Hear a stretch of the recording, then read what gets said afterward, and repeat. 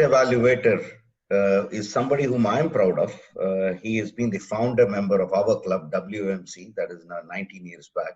I saw one of his photographs recently from Dr. Suresh, where he was a handsome young chap, probably in his 20s.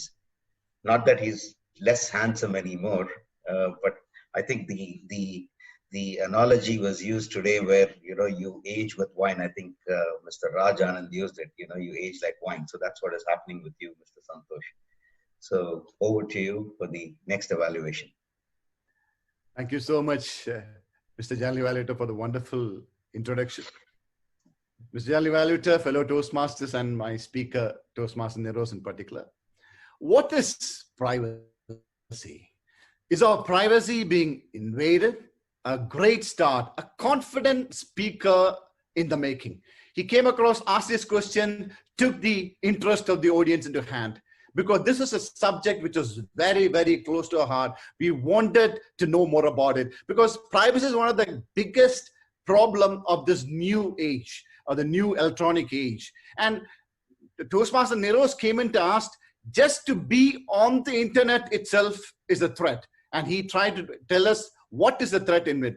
So it was a very cautious start, and people were engaged cautiously initially itself, so that most of the audience here was totally engaged without a small. I was speaking, I was listening to every word that he said, because I wanted to make sure that, because being a IT professional, being a consultant in IT, I am always connected to the internet. I want to know what is the kind of threat I'm facing. So that was the case with everybody. Excellent start. Interest has been grabbed. And when he moved forward, I like the way he transitioned this, because he mentioned that, privacy is a very common word.